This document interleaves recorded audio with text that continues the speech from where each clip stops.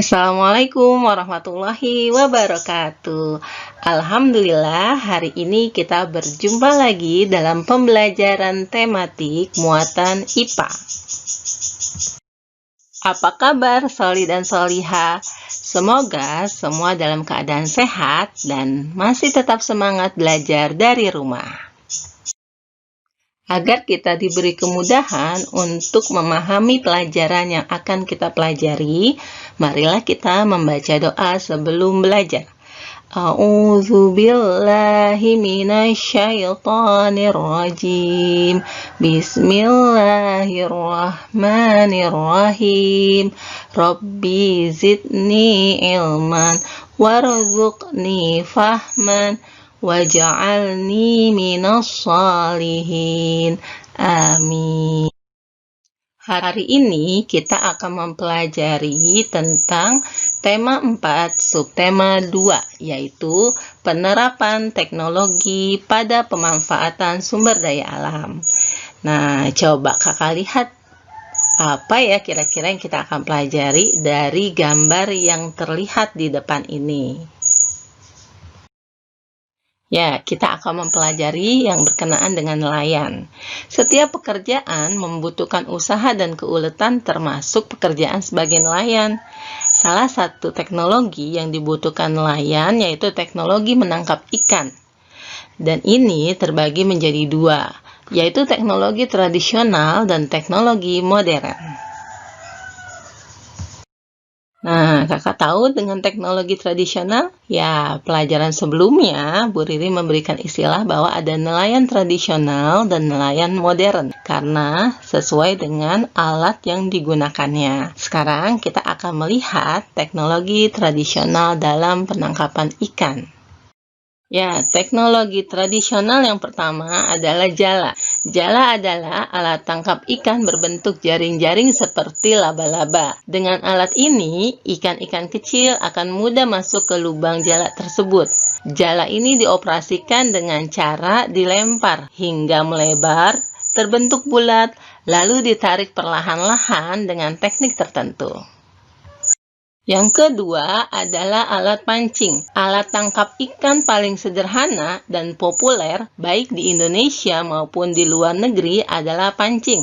Alat ini terdiri dari dua komponen utama, yaitu tali dan mata pancing. Dalam penggunaannya, jumlah mata pancing berbeda-beda. Prinsip dasar alat ini yaitu merangsang ikan untuk memakan umpan yang dikaitkan pada mata pancing. Selain dua komponen di atas, pancing juga dilengkapi dengan tangkai, pemberat, dan bisa juga menggunakan pelampung. Jadi, kalau pancing sederhana, dia hanya menggunakan sebuah bambu yang digabungkan dengan tali dan kail. Yang ketiga adalah bubu. Bubu adalah alat tangkap ikan yang terbuat dari bambu yang dianyam dan berbentuk bulat panjang. Jadi, bubu memiliki beberapa bentuk seperti yang terlihat dari gambar. Dan sekarang bubu itu dibentuk dari pertama bisa dari kayu atau rotan atau bahkan sekarang ada yang dibuat dari kawat. Yang keempat adalah tombak. Tombak terbuat dari batang kayu maupun bambu yang ujungnya dikaitkan balik atau mata tombak dan tali penarik yang diikat pada mata tombak. Cara kerjanya, tali penariknya dipegang oleh nelayan. Kemudian setelah tombak mengenai sasaran, tali tersebut ditarik untuk mengambil hasil tangkapan. Berikutnya adalah teknologi modern atau biasanya digunakan oleh nelayan-nelayan yang sudah modern. Kalau di teknologi tradisional biasanya menggunakan perahu kecil, sedangkan pada teknologi modern maka perahu-perahu yang digunakan adalah perahu-perahu yang berkapasitas besar. Penangkapan ikan pada teknologi modern biasanya telah dilengkapi oleh peralatan canggih. Contohnya sonar, satelit oceanografi, dan GPS dan ilmu alam. Untuk sonar adalah alat pencari yang memanfaatkan gelombang suara. Alat ini dipasang pada bagian perahu. Sonar memanfaatkan gelombang suara untuk mengumpulkan informasi dasar laut. Cahaya sonar melepaskan gelombang suara. Gelombang suara ini akan merambat ke arah yang telah ditentukan. Jika gelombang ini menabrak sesuatu, ia akan terpantul kembali ke alat penerima di perahu. Pantulan inilah yang kemudian menjadi informasi. Kekuatan gelombang yang memantul tergantung keras tidaknya benda yang ditabrak gelombang itu. Pantulan gelombang ini lalu diolah menjadi warna-warna dalam monitor alat penerima. Daerah keras akan menghasilkan warna yang berbeda dari daerah lunak. Tubuh ikan tertentu dapat memantulkan gelombang dengan kekuatan tertentu. Nelayan yang pintar dapat mengetahui warna mana yang menunjukkan ikan, mana warna yang menunjukkan karang, dan lainnya. Sedangkan satelit bekerja mirip dengan sonar. Bedanya informasi satelit ini lebih lengkap dari sonar. Selain susunan permukaan dasar laut, satelit juga menyediakan informasi tentang suhu air laut dan jumlah plankton. Informasi ini akan memancarkan ke alat penerimaan sinyal milik nelayan. Dan peralatan berikutnya adalah GPS dan ilmu alam. Salah satu alat penerima sinyal satelit adalah GPS, Global Positioning System. Nelayan modern melengkapi perahu mereka dengan GPS. Ketika berlayar, mereka dipandu oleh satelit ke arah daerah yang banyak ikannya. Jangan berpikir bahwa informasi gambar yang dikirim satelit adalah gambar sekelompok ikan. Akan tetapi, informasi itu berupa gambar yang menunjukkan peta laut, seperti kedalaman, suhu air laut, dan jumlah plankton. Dari situ, nelayan sudah bisa mengetahui di mana lokasi yang banyak ikannya. Nelayan paham bahwa ikan banyak terdapat di daerah yang hangat dan banyak planktonnya. Dengan bantuan satelit, nelayan tidak perlu berputar-putar mencari lokasi ikan. Dengan demikian, mereka bisa menghemat bahan bakar. Ya, pada teknologi modern, kalau di teknologi tradisional ada jala yang dibuat dari tangan ya, jadi tidak menggunakan alat atau mesin pabrik. Sedangkan di teknologi modern ada yang namanya pukat. Pukat itu adalah jaring berat yang tenggelam hingga ke dasar laut. Kapal pukat lalu menarik pukat yang sudah mencapai dasar laut dengan gerakan seperti menyeret. Pukat merusak ekosistem dasar laut seperti terumbu karang. Nah, ini adalah contoh dari pukat harimau. Pukat harimau sudah dilarang karena dia menarik atau bisa kalau digunakan sering atau selalu, maka dia akan merusak bagian terumbu karang, ekosistem laut. Jadi, terdapat perbedaan dan persamaan antara nelayan tradisional dan modern. Nelayan tradisional menggunakan perahu layar dan menggunakan alat tangkap sederhana, sedangkan nelayan modern menggunakan perahu bermesin, menggunakan peralatan yang sudah modern, serta memanfaatkan teknologi canggih, yaitu salah satunya adalah gelombang suara atau sonar. Nah, antara nelayan tradisional dengan nelayan modern terdapat persamaan, yaitu sama-sama mencari ikan, menjual ikan, dan mengandalkan cuaca dan gelombang laut. Dampak pemanfaatan teknologi bagi keseimbangan alam. Ada dampak positif dan negatif penggunaan teknologi. Positifnya adalah teknologi tradisional tidak merusak ekosistem. Bahan dan alat yang digunakan mudah didapat. Sedangkan teknologi modern, hasil tangkap nelayan lebih banyak, menghemat waktu dan tenaga karena menggunakan peralatan canggih yang mendukung. Kemudian dampak negatifnya adalah teknologi tradisional hasil tangkap sedikit karena bergantung pada cuaca dan arah angin, serta menghabiskan waktu dan tenaga karena peralatannya sederhana. Kemudian, untuk teknologi modern, dampak negatifnya adalah merusak lingkungan jika digunakan secara berlebihan. Kemudian, menghabiskan biaya karena alat yang digunakan dibuat oleh pabrik. Teknologi penangkapan ikan yang dilarang penggunaannya dalam pemanfaatan sumber daya laut adalah pukat harimau, racun, dan bom. Ketiga hal ini ketika dilakukan oleh nelayan, maka sudah termasuk dalam illegal fishing, yaitu penangkapan ikan secara ilegal. Hal ini berarti nelayan tersebut bisa dikenakan hukum negara. Pukat harimau termasuk ke dalam teknologi yang dilarang karena memiliki beberapa hal yang negatif. Pertama, pukat harimau yang besar dan berat dapat merusak terumbu karang dan ekosistem laut. Kedua, hewan laut lainnya ikut terjaring sehingga jumlahnya semakin berkurang atau punah. Ketiga, anak ikan ikut terjaring sehingga mengganggu kelestarian berbagai jenis ikan.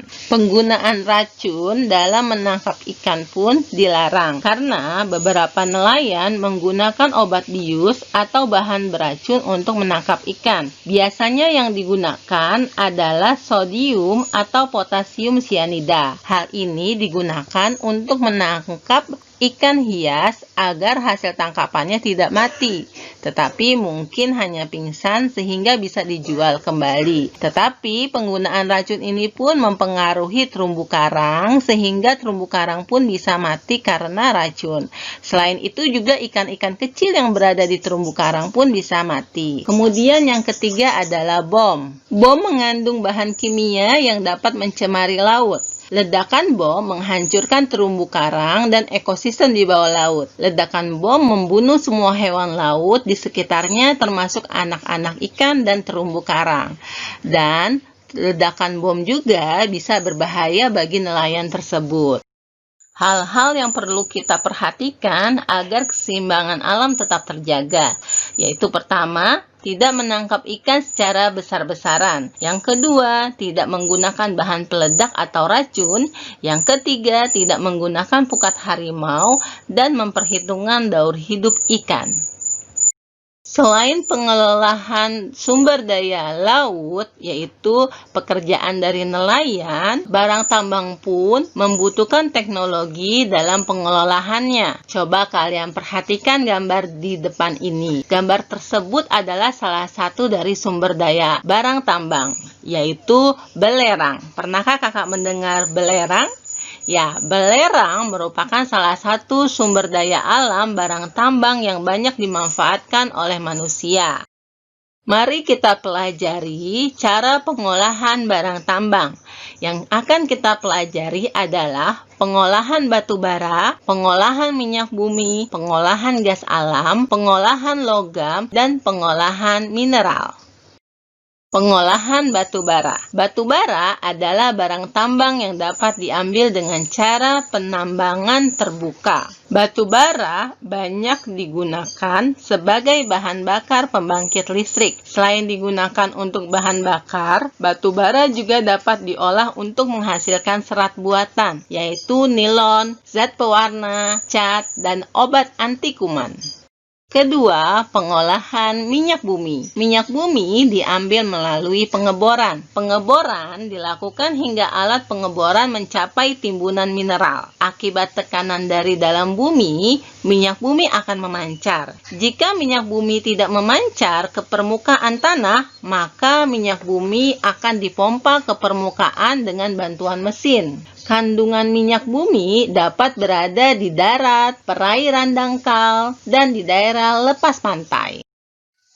Minyak hasil pengeboran adalah minyak mentah. Minyak mentah disuling atau diolah lagi sehingga menghasilkan bensin, solar, oli, minyak tanah, dan ter. Penyulingan minyak mentah menggunakan suhu yang berbeda hingga diperoleh berbagai macam bahan bakar. Gambar tersebut adalah contoh penyulingan minyak mentah. Jadi, ketika 100 derajat Celcius, maka akan dihasilkan LPG. Kemudian, minyak tanah dapat dihasilkan ketika penyulingan dalam suhu 200 derajat Celcius. Yang berikutnya adalah pengolahan gas alam. Gas alam diperoleh langsung dari perut bumi. Gas alam ada yang bersatu dengan minyak bumi, ada pula yang terpisah dan memiliki ladang atau sumur sendiri. Gas alam banyak digunakan sebagai bahan bakar untuk industri dan rumah tangga. Yang keempat adalah pengolahan barang tambang logam. Barang tambang logam diambil dari alam masih dalam bentuk biji. Biji logam kemudian diolah lagi menjadi bahan baku untuk berbagai jenis barang. Perhatikan gambar berikut ini. Biji emas diolah menjadi aneka perhiasan. Aluminium yang ringan dan kuat digunakan sebagai bahan bakar pesawat terbang. Baja yang mempunyai sifat kuat banyak digunakan sebagai bahan untuk rel kereta api. Besi digunakan sebagai pagar di rumah. Nikel dipadukan dengan krom dan besi digunakan untuk membuat sendok, garpu, dan panci. Mineral banyak ditemukan secara alamiah. Di sekitar daerah pegunungan banyak ditemukan belerang. Tambang iodium, batu kapur, asbes, dan kalsit tersebar juga di beberapa daerah di Indonesia. Banyak barang kebutuhan kita sehari-hari memanfaatkan barang mineral seperti beberapa benda berikut ini. Belerang banyak digunakan sebagai pupuk, bahan bubuk mesium, dan korek api. Kemudian, batu kapur banyak digunakan sebagai kapur tulis dan bahan bangunan. Sedangkan asbes digunakan untuk membuat atap rumah. Iodium banyak digunakan sebagai bahan peramu garam dapur dan obat. Barang tambang merupakan sumber daya alam yang tidak dapat diperbaharui. Oleh karena itu, kita harus menjaga dan menggunakan sumber daya alam tersebut dengan bijaksana agar sumber daya alam tetap lestari. Untuk sumber daya alam yang tidak dapat diperbaharui, kita harus mengurangi pemakaiannya agar tidak cepat habis. Contohnya, kita bisa mendaur ulang logam, menghemat penggunaan listrik, dan menghemat penggunaan bahan bakar. Alhamdulillah, pembelajaran kita hari ini sudah selesai. Semoga pembelajaran kita bisa bermanfaat bagi kita semuanya untuk bisa memahami bahwa penerapan teknologi harus digunakan dengan bijaksana tanpa merusak alam sekitar kita. Mari kita tutup pelajaran ini dengan membaca doa penutup majelis. Subhanaka Allahumma wa bihamdika asyhadu alla ilaha illa anta astaghfiruka wa atubu ilaih.